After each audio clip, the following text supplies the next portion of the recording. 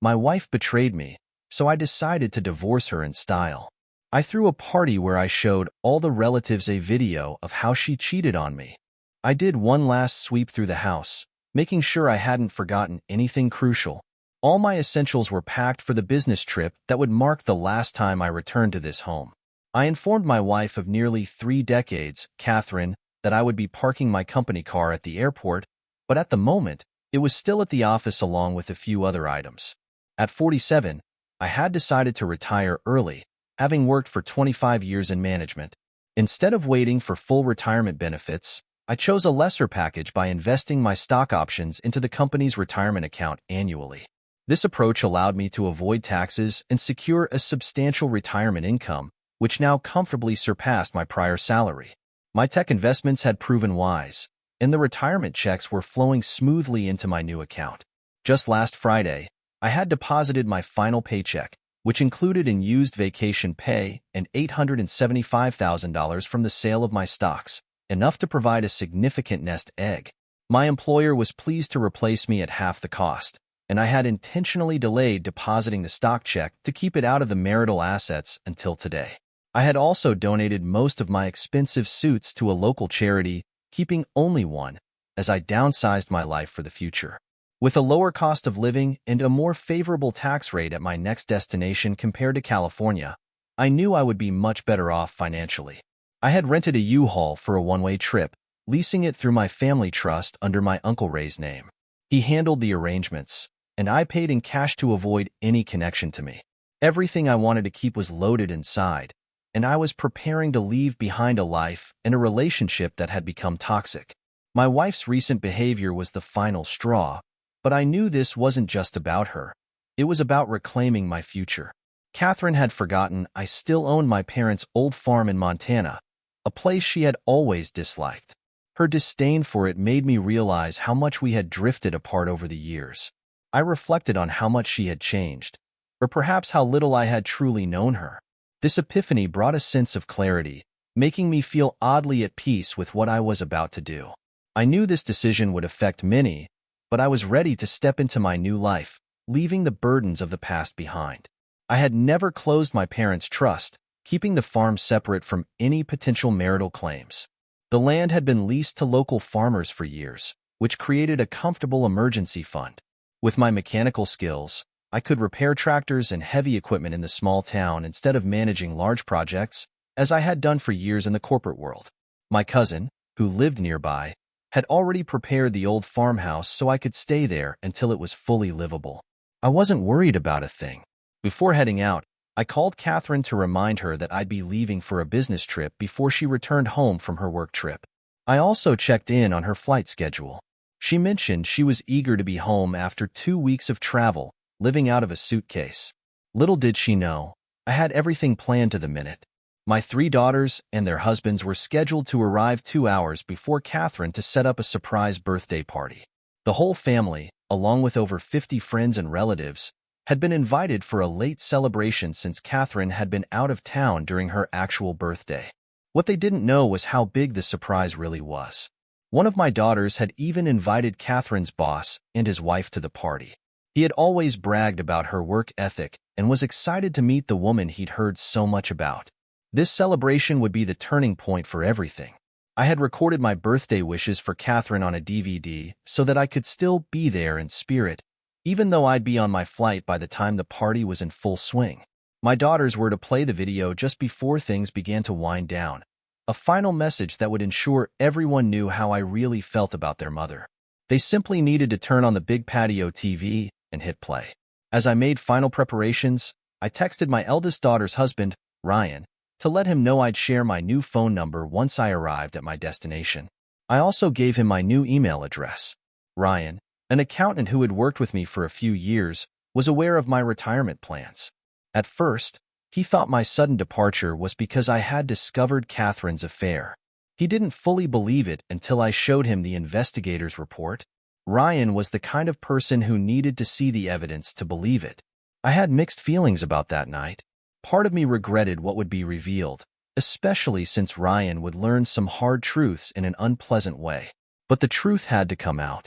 He was the one who had suggested I scrub all my contact information from the internet and close my Facebook account. Once Catherine boarded her flight home, I followed through on his advice. He had also said I should let her stew in the unknown, and I agreed. In our state, she would get half of everything anyway, but I wanted to ensure she felt the sting of her actions. The last thing I did was send copies of our joint bank account balances and a list of our small debts to my attorney. The house was valued at roughly $900,000, according to the latest tax assessment. With my share, I could purchase a new home and still have plenty left over to furnish it. As I prepared to leave the house for the final time, I tossed my cell phone into the garbage under the kitchen sink, ensuring that nothing I had done would be discovered until after the party. Leaving California after 25 years brought a bittersweet sense of closure. I was heading back to the plains of South Dakota, back to where I had grown up, to live a quieter, simpler life. Very few people outside the family would miss me, but I was confident that my recorded message would change many lives. I smiled at the thought as I pulled into a local phone store and purchased a new cell phone with a local number for my new home. Back in my truck, I made one call. When a woman answered, I simply said, "This is the new number. I'm on my way." The drive east in mid-March was perfect. The countryside was beginning to show signs of spring, and I looked forward to seeing the landscape transform.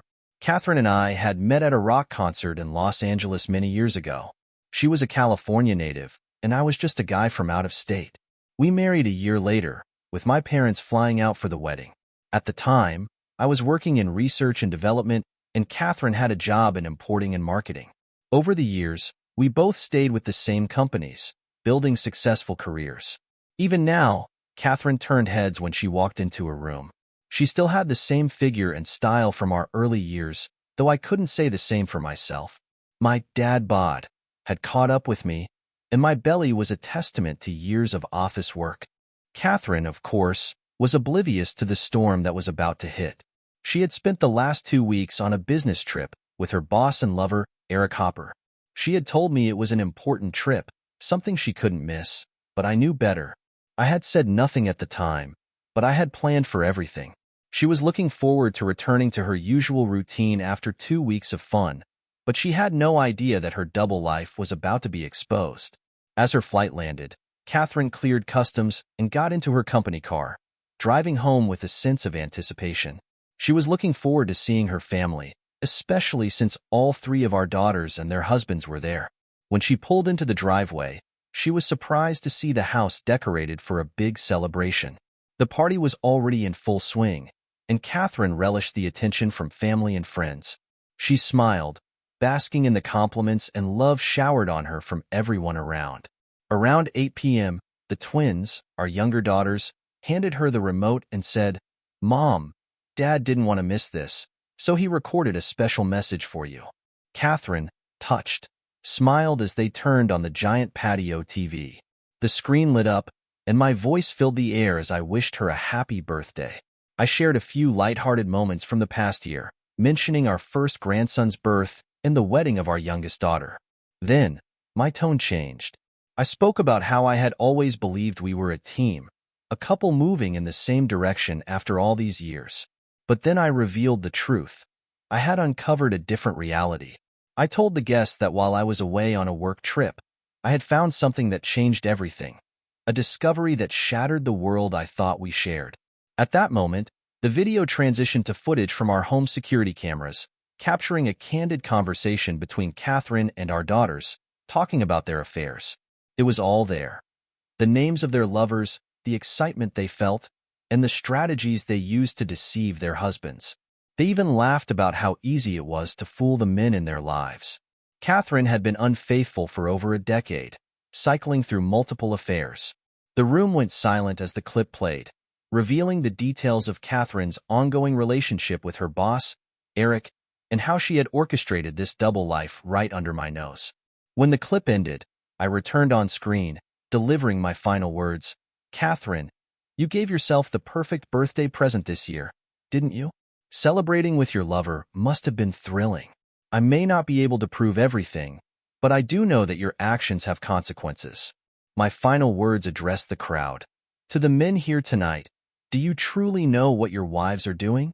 I thought I did, but I was wrong. Now, I have a new reality to face. The screen went black, and the patio was engulfed in stunned silence. Catherine stood frozen, her face drained of color. She didn't know what to say. My daughters looked at her in disbelief, and the guests exchanged uncomfortable glances. Then, in an unexpected turn, Catherine's boss's wife, who had been watching the entire video, stood up. She reached into her purse, pulled out 2 legal envelopes, and walked over to Catherine and Eric. Without a word, she handed each of them divorce papers.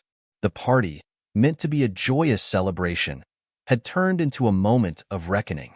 As the silence lingered on the patio, the weight of the situation was undeniable. Catherine stood there, speechless, clutching the divorce papers that had just been handed to her.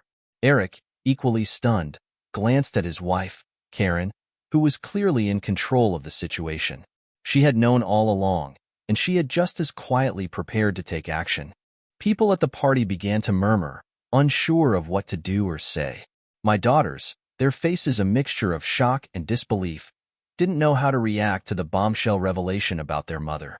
Catherine, the woman they had idolized all their lives, had been exposed for the person she truly was. The air felt thick with tension, and everyone could feel that the night had taken a dark turn, transforming the celebration into a public spectacle of reckoning. Karen Hopper, standing tall and composed, looked at her husband, Eric, with nothing but contempt. "You thought I didn't know," she said, her voice steady but laced with bitterness. "You thought you could carry on like this without consequences? Think again." Her words cut through the awkward atmosphere, and all eyes were on the couple. Eric opened his mouth to respond, but no words came. He, like Catherine, had been caught completely off guard by this sudden confrontation. For a few moments, no one moved. The festive atmosphere that had dominated the earlier part of the evening had evaporated, leaving behind a somber and uncomfortable reality. The truth was out, and there was no going back. Catherine, with tears now welling up in her eyes, finally found her voice. I didn't mean for it to end like this," she whispered, though it was clear that no one was interested in hearing her excuses. My daughters, visibly upset, exchanged glances with one another. It was as if they were trying to process the fact that their mother, the person they had trusted implicitly, had betrayed not only me but their entire family.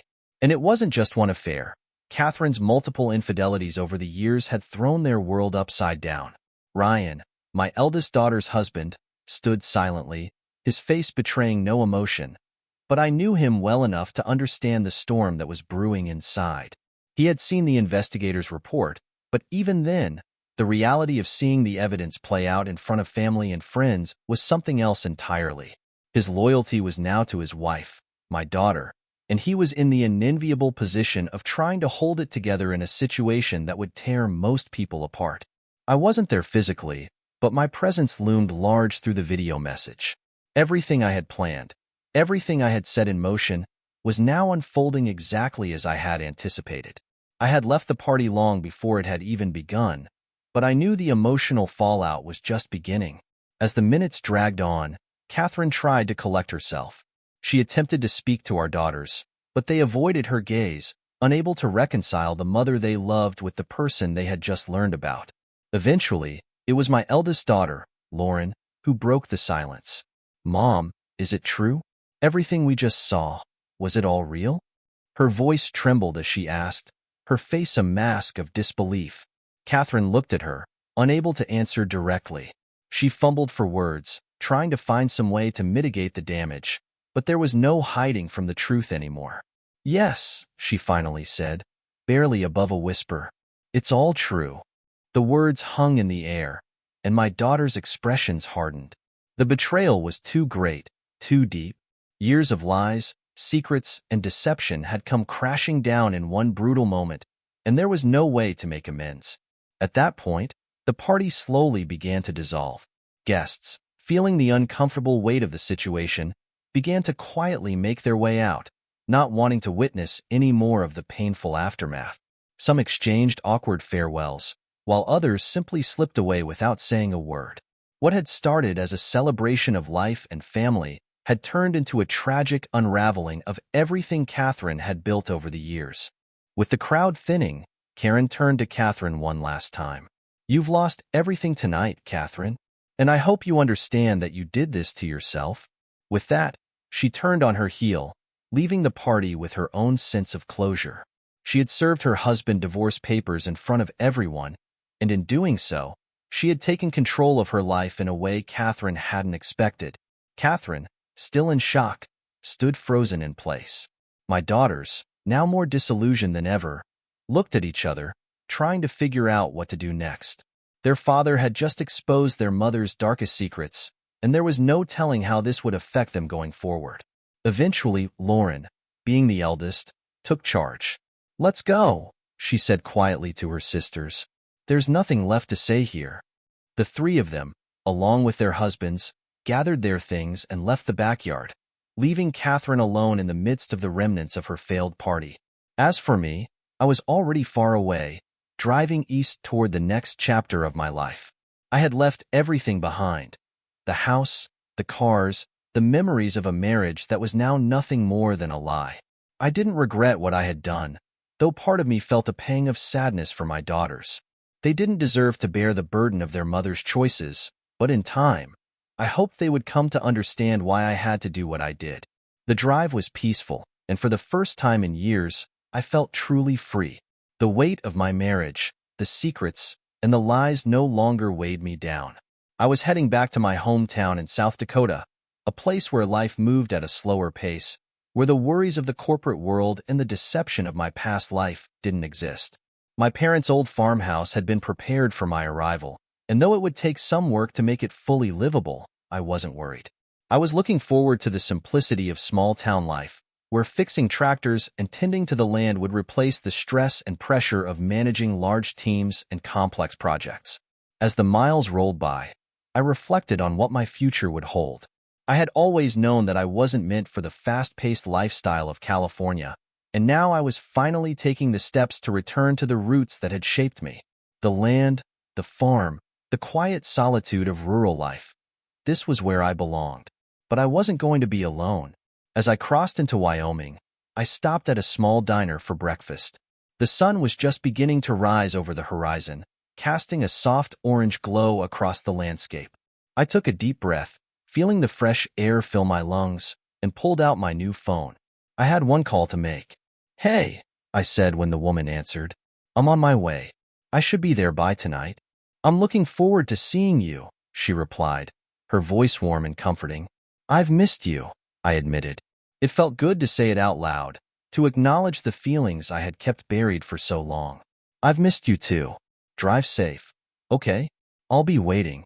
I hung up the phone and finished my coffee. The road ahead stretched out before me, and for the first time in years, I felt like I was heading towards something that made sense. The drama of my past life was behind me now, and all that mattered was the future I was building. By late afternoon, I was pulling into the outskirts of my hometown.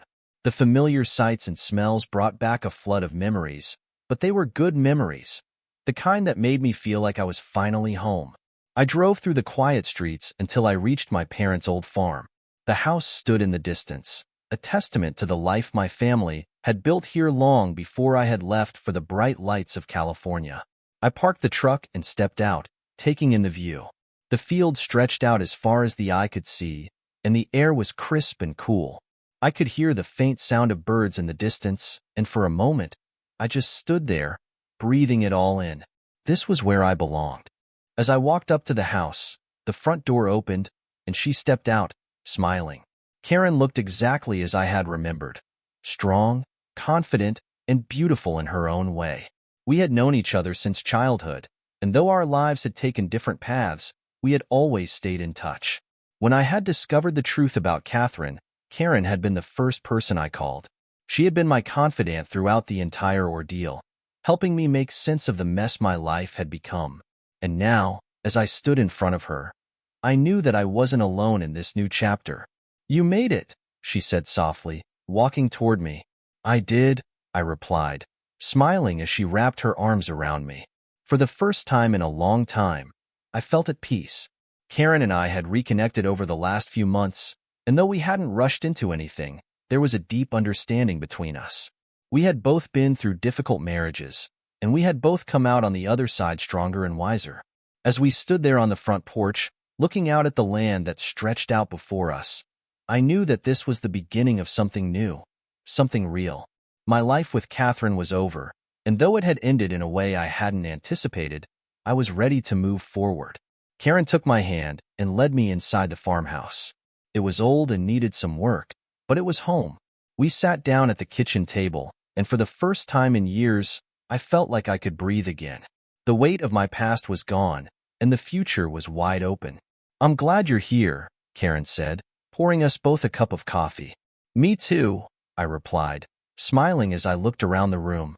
This was where I belonged. With her, in this place, building a life that was honest and true.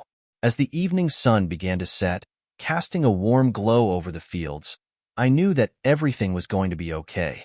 The storm had passed, and though it had left destruction in its wake, I had survived.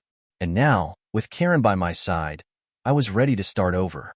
This was my second chance, and I wasn't going to waste it. The quiet stillness of the early morning air on the farm was a stark contrast to the chaotic life I had left behind in California.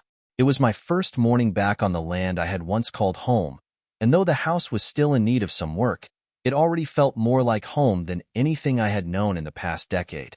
Karen had stayed the night, though we hadn't rushed into anything. We spent the evening talking about the future, sitting by the old wood-burning stove in the living room, wrapped in blankets to ward off the evening chill. It felt natural, easy. There were no pretenses, no hidden agendas, just two people reconnecting after a lifetime of shared experiences. I watched as the first light of dawn slowly broke over the horizon, casting a golden hue across the fields. Karen was still asleep, her face peaceful and relaxed, something I hadn't seen in her for a long time. She had been through her own version of hell with Eric, and while her divorce had been just as messy as mine, she had handled it with a grace and strength that I admired. For years, she had put up with his lies, his double life, all while trying to keep her family intact. And when everything had finally come crashing down at Catherine's ill-fated birthday party, Karen had been the one to walk away with her head held high. Now, she was here, with me, and for the first time in a long time, I felt like we both had a shot at happiness. The morning air was crisp, with a hint of spring still lingering in the breeze. I decided to step outside, pulling on my boots and a flannel shirt as I made my way to the barn. The old structure creaked slightly as I opened the door, revealing the remnants of my father's equipment still tucked away in the corners. It was a far cry from the high-tech labs and offices I had once managed, but there was something incredibly satisfying about being here, surrounded by the tools of a simpler life. I checked on the machinery, a few tractors that had seen better days but were still functional. My plan was to spend the next few weeks getting everything in working order, maybe even expanding the farm's operations once I had a better sense of what the land could support. The farmers who leased it had done a decent job of maintaining the fields, but I knew I wanted to take a more hands-on approach now that I was back. As I worked, I couldn't help but think about the conversation I would eventually have to have with my daughters. The fallout from the party was something I couldn't ignore forever, though I had distanced myself from it for the time being. I knew they were hurting, confused, and likely angry with both Catherine and me. But I also knew they would need time to process everything before we could begin to rebuild our relationship. Lauren, my eldest, had always been the most level-headed of the three, and I had a feeling she would be the first to reach out once the dust settled. The twins, Emma and Grace, were more impulsive, prone to emotional outbursts, and I expected that they would take longer to come to terms with what had happened. I didn't blame them. I had torn apart the image of the perfect family they had grown up believing in, and that kind of betrayal wasn't easy to forgive. But it wasn't just about forgiving me. They would have to come to terms with who their mother really was, and that was something I couldn't control. Catherine had lied to them just as much as she had lied to me, and the reckoning was hers to face. I had done what I needed to do to free myself from the web of deceit, but I couldn't save them from the pain that would come with understanding the truth. The sound of footsteps behind me pulled me from my thoughts. I turned to see Karen walking toward the barn, a soft smile on her face as she wrapped her arms around herself against the morning chill. "Morning," she said. her voice still thick with sleep. Morning, I replied, smiling as I wiped my hands on a rag. Sleep okay? Better than I have in a long time, she admitted, leaning against the doorframe as she watched me work. What are you up to? Just checking on some of the old equipment, I said. It's going to need some repairs, but nothing I can't handle. She nodded, her eyes drifting around the barn. It's peaceful here. It is, I agreed. I didn't realize how much I missed it until I came back. Karen smiled softly, walking over to stand beside me. I get that. There's something about being away from all the noise that just helps you think, you know? Yeah, I said, meeting her gaze. I've done a lot of thinking since I got here. We stood there for a moment, the unspoken understanding between us settling comfortably into the silence. There was no need to rush into anything.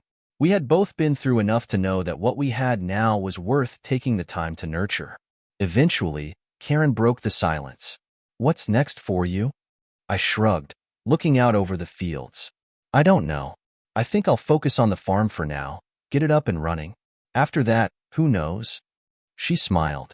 That sounds like a good plan. And what about you? I asked. What's next for you? Karen paused for a moment, considering her answer. I'm not sure yet. I've been thinking about it a lot lately. I don't really want to go back to the corporate world. Not after everything with Eric. I nodded, understanding completely. You've been through a lot. Maybe it's time for something different. Maybe, she agreed. I've been thinking about starting something of my own. Something smaller, more personal. I don't know, maybe a little boutique or a consulting business. Something that's mine. I smiled, proud of her for considering a new path. I think that's a great idea. Whatever you decide to do, you'll be amazing at it. Karen laughed softly, shaking her head. You always were good at making me feel like I could take on the world. That's because you can, I said, reaching out to take her hand. You're one of the strongest people I know, Karen. Don't ever forget that. She looked at me, her eyes softening as she squeezed my hand. Thank you, she said quietly. That means a lot coming from you. For a moment, we just stood there, the warmth of the morning sun beginning to filter into the barn. There was something healing about being here, together, away from the chaos of the past. And while I knew we both had a lot of healing left to do, I also knew that we were on the right path. Later that afternoon, after Karen had left to take care of some errands, I sat down at the kitchen table and stared at my phone. I knew it was time to reach out to my daughters, to at least start the conversation.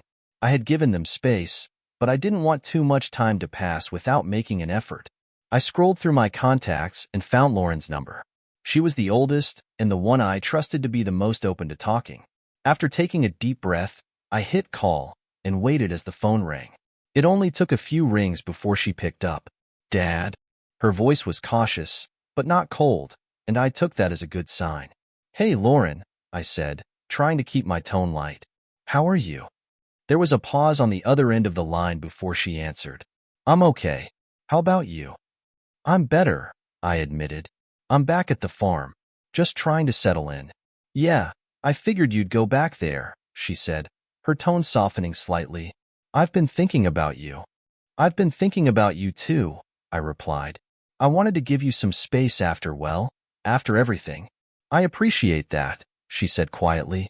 It's been a lot to process. I know, I said, my heart aching for her. I'm sorry you had to go through that. I never wanted you or your sisters to be caught in the middle of all this. I know you didn't, she said, but we're all adults now. We have to deal with it just like you do. I guess so, I said, feeling a mixture of pride and sadness at how mature she sounded. How are your sisters holding up? They're struggling, Lauren admitted. Emma is really angry. I think she's taking it the hardest. Grace is hurt, but I think she'll come around eventually. It's just going to take time. I understand, I said. I don't expect things to go back to normal overnight. I just want you all to know that I'm here when you're ready to talk.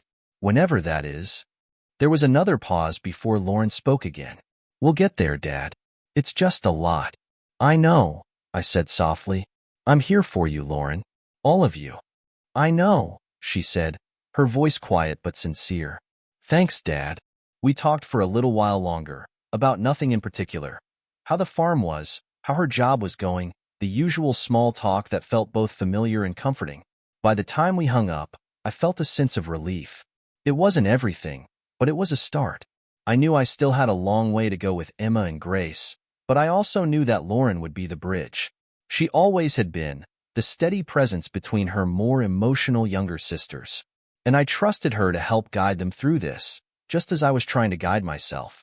Over the next few weeks, life on the farm settled into a comfortable routine. Karen and I spent more time together, slowly but surely building something new between us. We didn't rush into anything, knowing that we both needed time to heal from the past. But the connection between us grew stronger with each passing day. She would come over in the mornings, sometimes bringing fresh pastries or coffee, and we would sit on the porch, watching the sun rise over the fields. Other times, we would work on the farm together, fixing up the old equipment or planning what crops to plant in the coming seasons. It was simple, peaceful, and exactly what I needed. Lauren visited the farm a few times, always bringing her husband Ryan along. We didn't talk much about the past. There was still too much raw emotion there, but we did talk about the future, about what life could look like now that everything had changed. Emma and Grace were still distant, though Lauren assured me that they were working through things in their own way. I didn't push. I knew they would come to me when they were ready. One evening, as Karen and I sat on the porch after dinner, sipping wine and watching the stars appear in the night sky, she turned to me with a thoughtful expression. "You know," she said, her voice soft, "I've been thinking about something." "Oh yeah? What's that?" I asked, curious.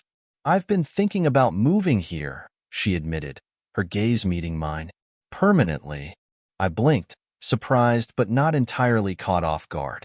We had been spending so much time together that the thought had crossed my mind, but I hadn't wanted to rush her into anything. "Are you serious?" I asked. She nodded, smiling slightly. "Yeah.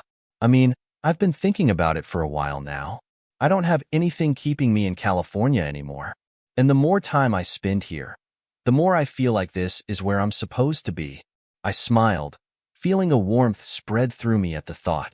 "I'd love that," I said honestly, "but I don't want you to feel pressured." "I don't," she assured me. "This is my decision, and I want to be here, with you." I reached out and took her hand, squeezing it gently. "Then let's do it," I said, my heart swelling with happiness. "Let's build a life here, together." Karen smiled, her eyes bright with the same hope and excitement that I felt. "Together," she agreed. By the end of the summer, Karen had officially moved to the farm. We spent the rest of the year getting the farmhouse in order, fixing up the barn, and preparing the land for planting in the spring. It was hard work, but it was fulfilling in a way that my corporate job had never been. Lauren continued to visit regularly, and slowly but surely, Emma and Grace began to come around as well. The healing process was slow, but I could see progress. I could see the walls they had built around their hearts starting to come down, little by little. Karen and I took things one day at a time, enjoying the peace and simplicity of our new life together. There were no more lies, no more secrets, just two people who had found each other again after years of heartache and loss. One evening, as we sat by the fire, Karen turned to me with a smile.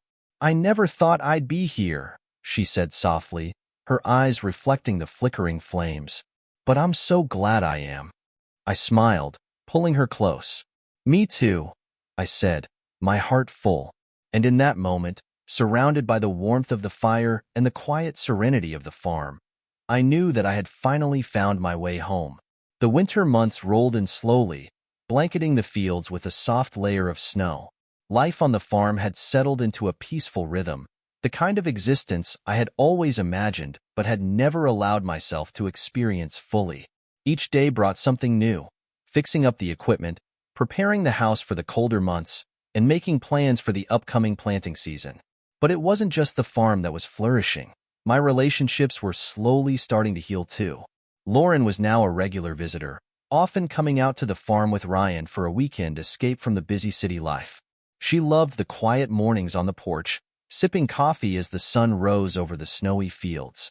We talked more and more about the future, how she and Ryan might one day settle down in a similar place, away from the noise and rush of the corporate world. It was good to see her at peace, finally moving past the turmoil of the party and what had been revealed about Catherine. Emma and Grace, though still distant, were beginning to show signs of coming around. Lauren kept me updated on their progress, and though I knew it would take time, I was hopeful that we would eventually be able to sit down and have the hard conversations. I missed them, more than I could express, but I had to respect their process. They had been hurt deeply by the revelations about their mother, and I knew it would take more than a few months to heal those wounds. Karen had fully settled into life on the farm, and with each passing day, it felt more like we were building something lasting together. She had sold her practice back in California and had officially made the move permanent. We spent our days working on the house, fixing up the barn, and preparing for the future. It wasn't glamorous work, but it was honest, and it brought us closer together. One cold January morning, we sat at the kitchen table, sipping hot coffee and going over some plans for the new crops we wanted to plant in the spring. I was thinking we could try growing some heirloom vegetables this year, Karen suggested, pointing to a section of the map she had drawn of the farm's fields. They're in high demand at farmers' markets, and we could make a nice little side business selling them locally. I nodded, intrigued by the idea. That's a great thought. I've been reading up on some sustainable farming techniques too. We could implement some of those to keep the soil healthy and cut down on costs. Karen smiled, her eyes lighting up. I love that. We could make this farm something really special. I think we already have, I said, reaching across the table to take her hand. She squeezed my hand gently, her expression softening. Yeah, we have, haven't we? We sat in comfortable silence for a moment, the warmth of the kitchen contrasting with the cold outside. The fire crackled in the wood stove, casting a soft glow across the room. It was moments like these that made me realize how far I had come, how far we both had come. Karen and I had been through so much, both separately and together. Her divorce from Eric had been finalized just before the holidays, and though it had been a difficult process, she had emerged stronger. Eric, predictably, had tried to fight the settlement, but Karen's lawyer had been relentless. In the end, Eric had been forced to sell their house and split the proceeds, and Karen had walked away with a clean break.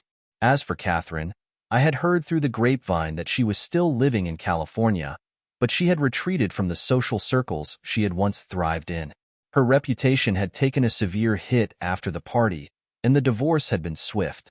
We had split everything equally, and though she had tried to contest the farm's exclusion from the marital assets, the trust my parents had set up held firm. It was one of the few battles I didn't have to fight. The divorce had been finalized without much fanfare. Catherine and I hadn't spoken since that night at the party. There had been a few cold, formal emails between our lawyers, but beyond that, our communication was over. I had no desire to see her again, and I suspected she felt the same. She had made her choices, and I had made mine. The only thing that still connected us was our daughters, and though I had hoped they would one day come to terms with what had happened, I knew that would take time.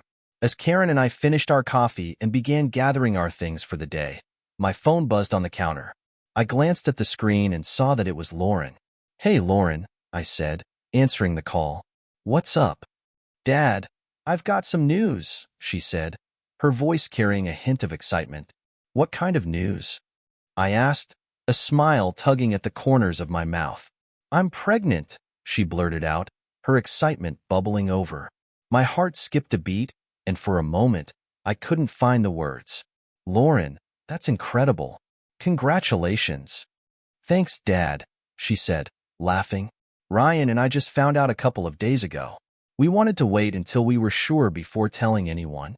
"I'm so happy for you both," I said, feeling a swell of pride. "You're going to be amazing parents." "Thanks, Dad. We're really excited.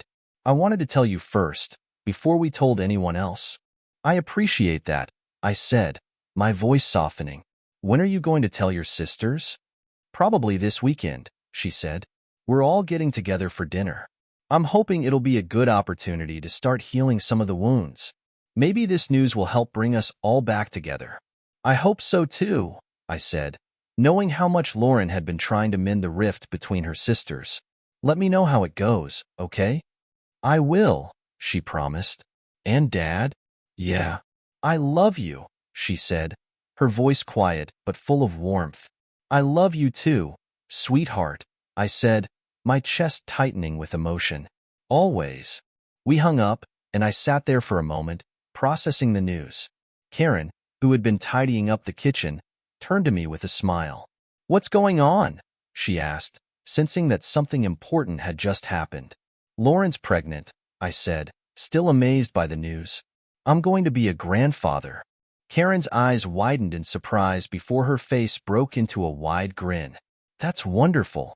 Congratulations. Thanks, I said, feeling a warmth spread through me that I hadn't felt in a long time. I can't believe it. Karen crossed the room and wrapped her arms around me, resting her head on my chest. You're going to be an amazing grandpa. I chuckled softly, holding her close. I hope so. As we stood there, wrapped in each other's warmth, I couldn't help but feel that life had finally come full circle. The past few years had been filled with heartache, betrayal, and loss. But now, there was something new, something to look forward to. The next few months flew by in a blur of activity.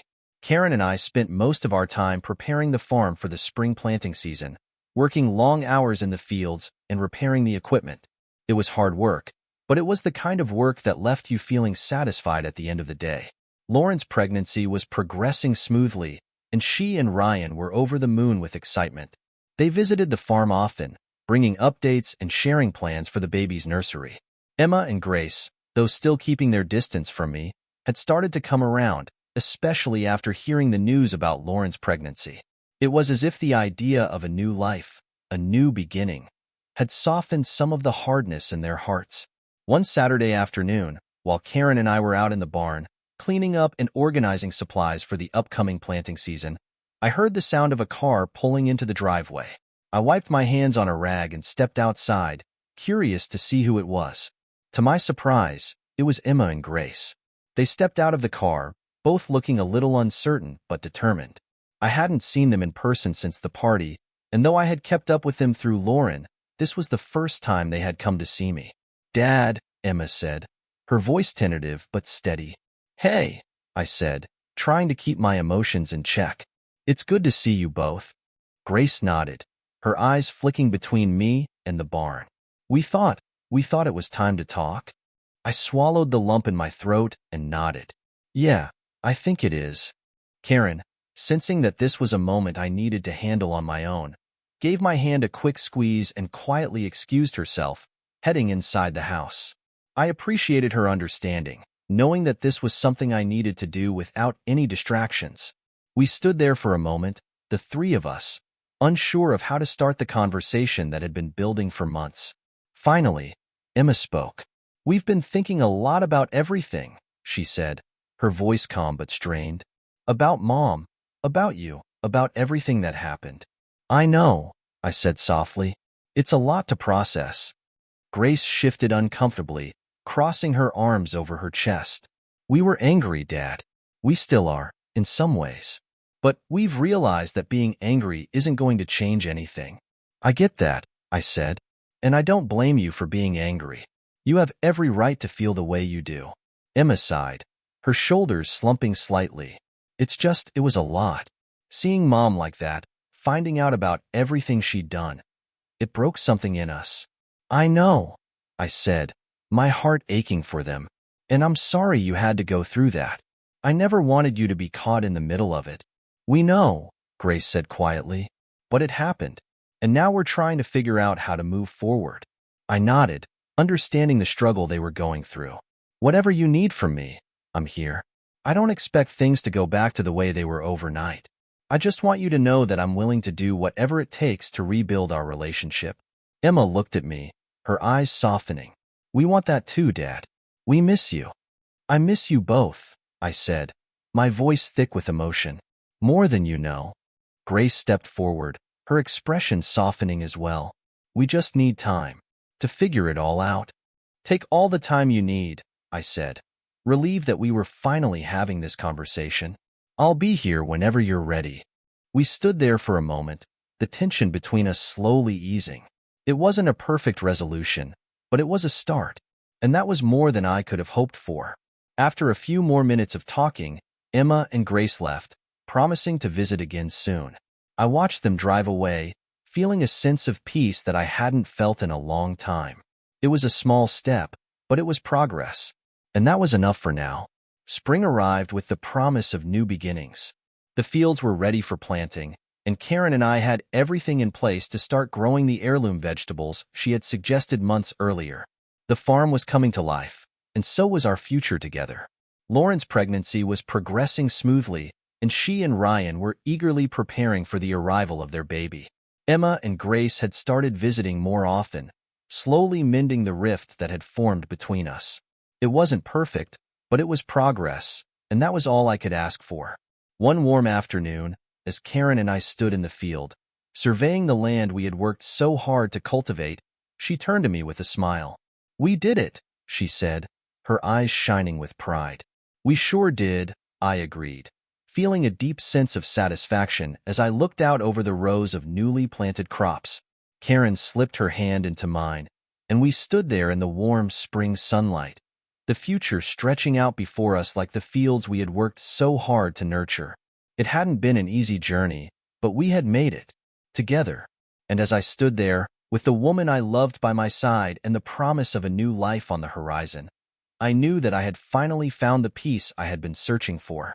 This was my life now, and I wouldn't trade it for anything. The year rolled on, and summer arrived in full force. The farm was in its most vibrant season, with the heirloom vegetables Karen and I had planted thriving in the rich soil. Rows of tomatoes, peppers, squash, and more flourished under the sun, their colors vivid against the deep green of the surrounding fields. We spent long days in the fields, tending to the crops, and in the evenings, we'd sit on the porch, enjoying the fruits of our labor, sometimes quite literally. Lauren's baby was due any day now, and the excitement of becoming a grandfather had settled into a calm, quiet anticipation.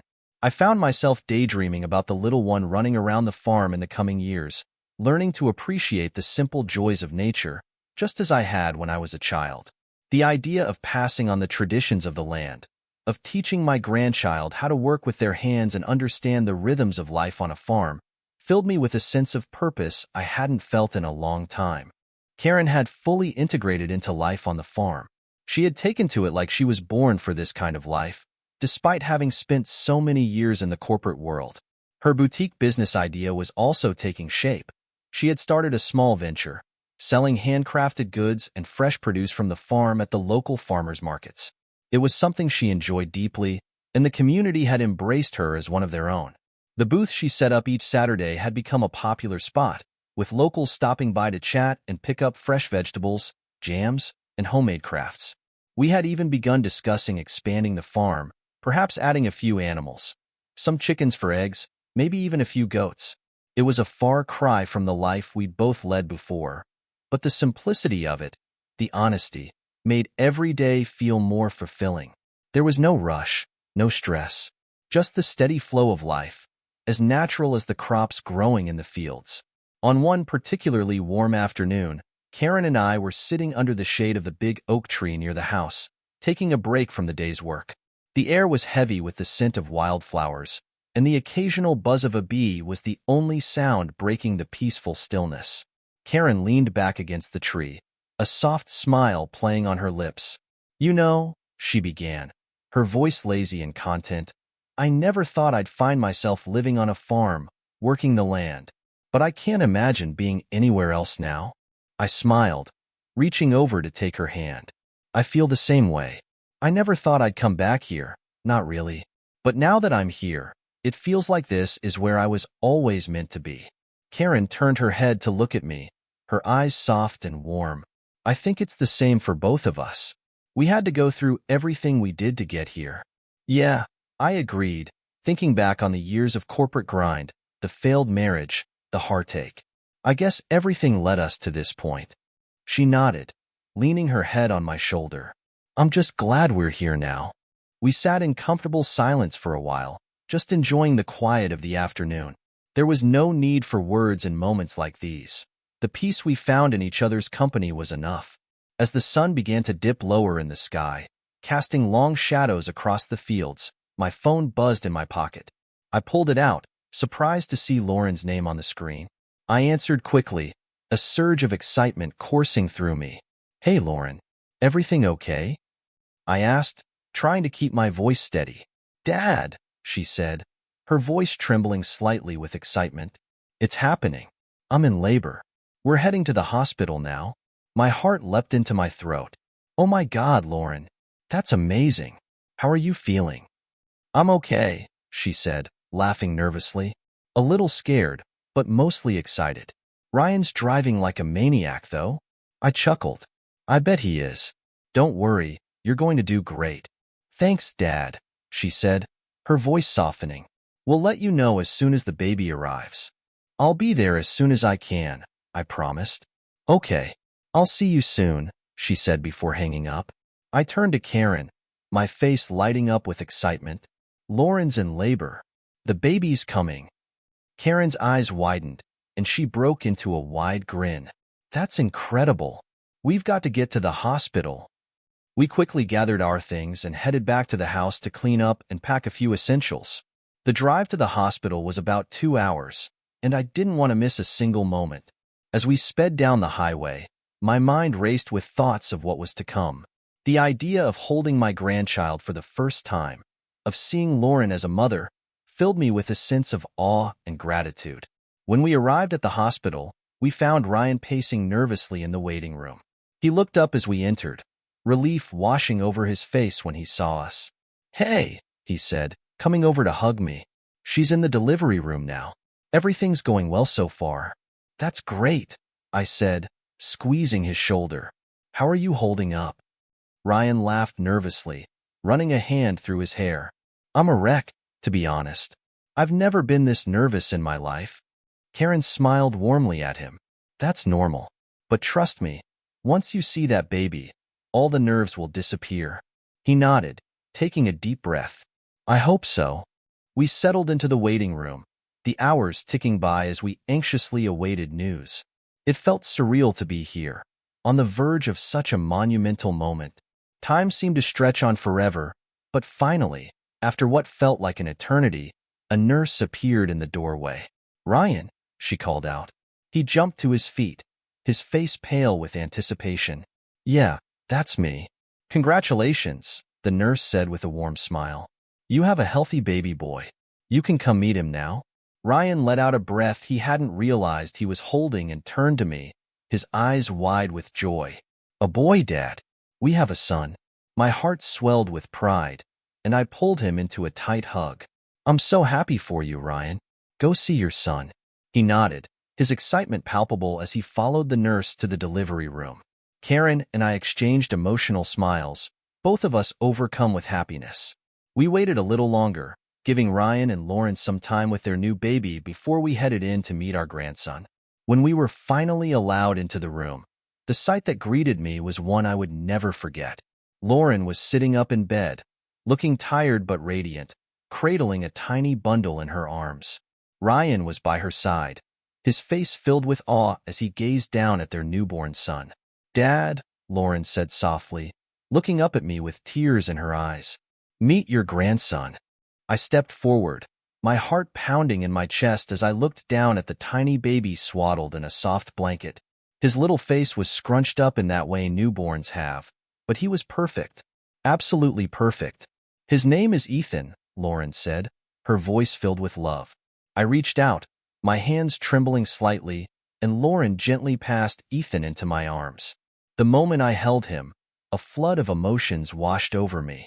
He was so small, so fragile, but in that instant, I felt an overwhelming sense of love and protection. "Hey there, Ethan," I whispered, my voice thick with emotion. "I'm your grandpa." Karen stood beside me, her eyes shining with tears as she looked down at the baby. "He's beautiful," she said softly, her hand resting on my arm. Lauren smiled, tears streaming down her face. "I can't believe he's finally here." Ryan, standing beside her, nodded. "He's perfect, isn't he?" "He really is," I said, my heart full. As I held Ethan, I couldn't help but think about everything that had led to this moment. The heartache, the pain, the struggle, and how it had all been worth it to be standing here now, holding my grandson. It was a reminder that life was always moving forward, always bringing new beginnings, even in the midst of loss. We spent the next few hours in the hospital room, taking turns holding Ethan and marveling at the miracle of new life. Lauren was exhausted but glowing with happiness, and Ryan couldn't stop smiling as he looked at his son. Eventually, it was time for Karen and me to leave and give them some time to rest. As we drove home, the weight of the day settled over me. I was a grandfather now. A new chapter had begun, not just for Lauren and Ryan, but for all of us. The days after Ethan's birth were a whirlwind of joy and adjustment. Lauren and Ryan had settled into their new roles as parents with grace, though they were both exhausted from the sleepless nights and constant feedings. Karen and I visited often, helping out where we could and soaking up every moment with Ethan. Emma and Grace had come to visit the baby as well, and though there were still lingering tensions between us, the arrival of their nephew seemed to soften some of the barriers that had been built up over the past year. We hadn't had the deep conversations that were still needed, but for now, the focus was on Ethan, and that was enough. One evening, about a month after Ethan was born, I received a call from Emma. It was unexpected, but I was grateful for it. "Hey, Dad," she said, her voice a little hesitant. "Hey, Emma," I replied, trying to keep my tone light. "What's going on?" There was a pause on the other end of the line before she spoke again. "I've been thinking a lot about everything. About you, Mom, the party, all of it." I stayed quiet, letting her process her thoughts. "I was really angry," she admitted. "At you, at Mom, at everything. It felt like everything I knew was a lie." "I understand," I said softly, "and I don't blame you for feeling that way. But the more I think about it, the more I realize that I don't want to be angry anymore," she continued, her voice gaining strength. "It's exhausting, and it's not helping me move forward." I nodded, even though she couldn't see me. "You're right.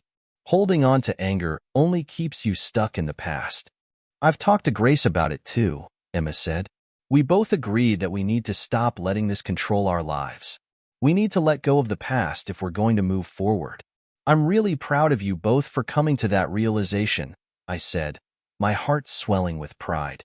"It takes a lot of strength to let go of anger." Emma sighed, and I could hear the relief in her voice. "I want us to have a relationship again, Dad. I've missed you." "I've missed you too," I said, my voice thick with emotion. "More than you know." There was a brief pause before Emma spoke again. "I was wondering, would it be okay if Grace and I came to visit the farm next weekend? I'd like to spend some time with you and Karen, and I think we're ready to talk." I felt a surge of hope at her words. "Of course. I'd love to have you both here."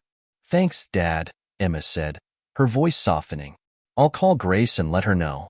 After we hung up, I sat there for a moment, letting the weight of the conversation settle in. It had taken a long time, but my daughters were finally coming back to me. The healing process wasn't over, but it was starting. Karen found me sitting on the porch, staring out at the fields, a small smile on my face. "What's going on?" she asked, sitting down beside me. "Emma and Grace are coming to the farm next weekend," I said, turning to her with a smile. "They're ready to talk." Karen's eyes lit up with happiness. "That's wonderful. I know how much you've wanted this." "I have," I admitted, feeling the weight of the past year lift just a little. "It's been a long road, but I think we're finally getting there." Karen reached over and took my hand, her touch grounding me. "I'm so happy for you." "Thanks," I said, squeezing her hand. "I couldn't have gotten through this without you." She smiled, leaning her head on my shoulder. "We've both been through a lot, but I think we're finally getting to a place where we can just be happy." I nodded, feeling a sense of peace settle over me. The road ahead was still uncertain, but for the first time in a long time, I felt like we were all heading in the right direction. And as the sun set over the farm, casting a golden glow across the fields, I knew that no matter what the future held, I was ready for it. This was my life now, and I was exactly where I was meant to be. The summer sun hung high in the sky as I stood in the middle of the farm, feeling the warmth on my skin. Life had settled into a rhythm that felt right, peaceful, purposeful. The crops were growing strong, the heirloom vegetables ripening with the season, and the farm was thriving under the care and love that Karen and I had poured into it. The air was thick with the scent of fresh soil and wildflowers, and the soft hum of bees floated in the breeze, creating an idyllic backdrop to this new chapter of life.